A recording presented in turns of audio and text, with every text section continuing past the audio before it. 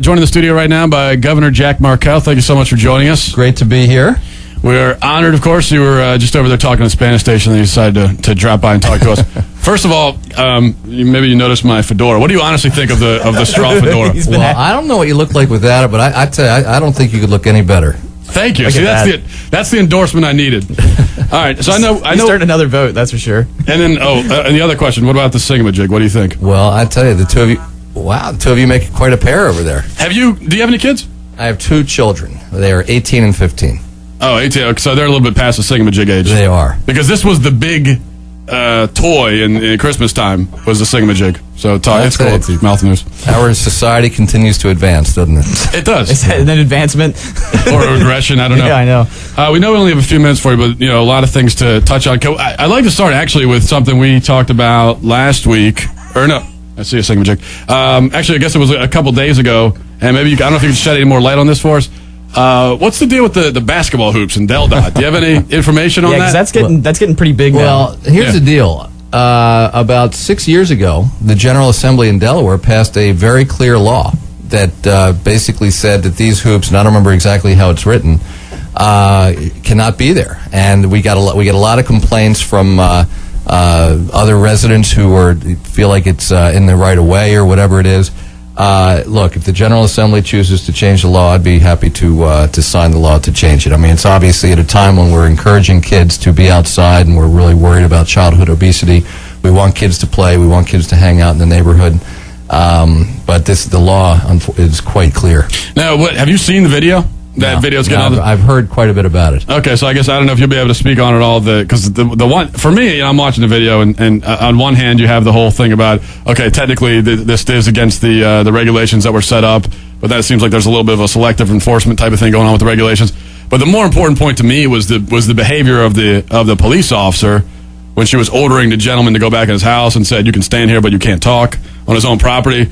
It just, to me, that seems like that's where all the outrage is coming from. I mean, we understand they're police officers, but they're not allowed to just treat us however they feel like it just because they have the badge. Generally, I think we've got a really outstanding law enforcement community in Delaware, including the Delaware State Police. They do a great job. I know that this particular issue is being looked at, but obviously, and I think the overwhelming majority of the time, they treat people with great respect, and I'm proud of what the law enforcement community in Delaware does to protect us. But obviously, we always have to look at these situations. All right, let's go down just a couple of the things that are getting a lot of buzz in the state. Everyone's talking about.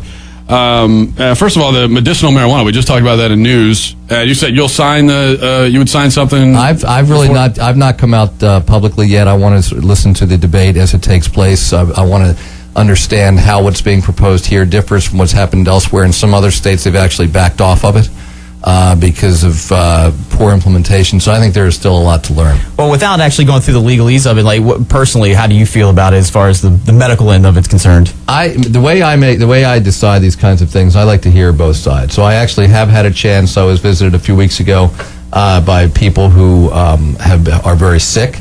And they feel like this has been a huge help to them. So I've heard their side. I do want to understand what the downside could be in terms of law enforcement or anything else, and then I'll make up my mind.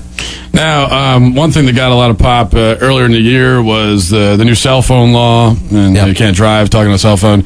I assume you support the idea that people should be pulled over for talking on their cell phone. It just seems like to me anyway that there's a lot of emphasis put on Delaware. There's a lot of emphasis put on these traffic citations. I mean, pull you over for a seatbelt, pull you over for going 11 miles over the limit, they pull you over for a cell phone. It seems like there is a lot of law enforcement resources being allocated for relatively minor things like this when we do have big problems like drugs around here, immigration. Well, first of all, I'd say it may be easy for you to say that it's minor, but if you've met people whose loved ones have been lost because of somebody texting while they're driving, it's not the least bit minor. And so I did support the bill. I signed the bill. I was proud to sign the bill. And I think with so many of the devices that we have today, as you saw here, I put out my phone looking at the text messages. This can be a big deal, and we want people to practice common sense. And I'm not sure. I think there are a lot of states that have now signed this kind of law, and we want people to be smart when they're on the road. I mean, driving is an incredible privilege, and we want people to be safe. Well, how much can the law enforcement really be allocated to enforce just personal responsibility? Well, that's an excellent question. I mean, I think I don't think the state police really goes looking for these kinds of situations. And obviously, it's a lot better when people do take personal responsibility. As a parent of 2 kids myself, it's something that I feel I have an obligation to teach to the next generation of my own kids. And obviously, it's best when every parent takes on that responsibility themselves. But there are some cases where when people are not exercising personal responsibility, and it can end up impacting somebody else. And so when I've met people whose loved ones, I have a friend who he was jogging, and he was hit by a driver who was not drunk, but he was texting. And to me, I mean, that's your right to abdicate personal responsibility comes up to a pretty quick halt when you kill somebody else or when you gravely injure somebody else. Well, last question on this subject, but it seems like we keep doing okay, first it's this, then it's this. Well, what's next? I mean, are we going to continue to go with can't eat in the car? I don't accept that. I mean, I think that's the slippery slope argument. I think there's not a movement here. I mean, these are things that have come up. There was support in the legislature. And the bottom line is, I mean, these laws are enacted by people who are elected by the citizens. And so if you don't like it, I mean, that's the great thing about democracy. You can speak out. You can communicate with your elected officials. There were elected officials from this part of the state for sure who supported it, because I remember they were at the announcement. These things are not being drawn up by bureaucrats who were not accountable to anybody. These laws are passed by people who are incredibly accountable because they have to stand for election every couple of years. And so you would consider the cell phone law is all about protecting other people on the road, because if you're not paying attention, absolutely. I mean, absolutely. I mean, it's the same thing. Why did we stop? Why was a law passed that stopped smoking in indoor places in Delaware? And there was a lot of controversy about it at the time. And in the end, I think what was most compelling about it is that it had to do with the health of other people in the room. First of all, I mean, I think actually, if somebody smokes, yeah, it's certainly their choice. But at the same time, the rest of us pay for it. I don't know if you guys smoke, but if I do. All right, but when you smoke and you end up getting sick, if you get sick and you get cancer as a result of it, that bill is going to end up being borne by a whole lot of other people. Now we're not talking about outlawing tobacco, and that's the way that it works. Say not outlawing tobacco, but then once you start to limit exactly where it can be used, it's a legal substance. And I understand what you mean about indoors, but the one problem I did have about banning smoking indoors, especially at bars, is he kind of took away some of the rights of the business owner. People that are employed by this business owner, they can choose to work there or not. And then there's people like myself. That was one of the reasons I like going to the bar. I don't smoke inside my house. I do smoke outside. I try to be as courteous about it as possible. But I feel like, a kind of a second-class citizen when it's like, well, you're not allowed to do this here, you're not allowed to do this here. And I can understand your argument, but it seems like now where do we go? I mean, even in Ocean City, they were proposing banning smoking on the beach, banning smoking on the boardwalk.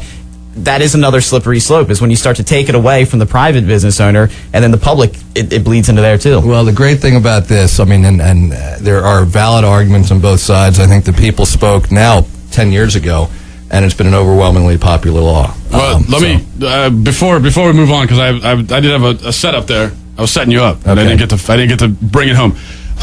Because you said that the cell phone law is about protecting other people on the road. Well, then how do you justify seatbelt laws? Well, I think with the seatbelt, it really goes back to the smoking. I mean, but you're not putting anyone else in danger. No, but you are, just as I was saying with smoking. I mean, we end up paying for it. I mean, the rest of society ends up paying. If you are in an accident and you don't have your seatbelt on and you are badly injured, who ends up paying that bill? You don't. The rest of us do. And so I think, and obviously, I mean, there's a fine line here, and we are in a free society where people have. And ought to continue to have great freedoms and great rights, but I think that's generally how these kinds of provisions get set up. Well, we do have some really important questions we need to ask you that are both our interns here, who we told them they're not allowed to speak when you're in here because we don't trust them. Especially that one with the beard. Yeah, this one's trouble. But he did write down some questions, so I said if I get to screen them, then I can ask them. He can ask through me. Okay. So he just had 3 questions. Hold on, let's see here. First of all, he wants to know if you guys could hang out sometime. Well, I generally try to hang out most of the time when I'm hanging out. Try to hang out with my family, but I appreciate the invitation. Just turned me down. Yeah, they got rejected by Dara and then the governor of the state. Come up to Legislative Hall sometime. See Democracy. in action. I go to plenty of public events, but I think with a 15-year-old and an 18-year-old, I generally try to hang out. But you answered that correctly. The correct answer was no. Do you have any tattoos? I do not have any tattoos, but are you religious?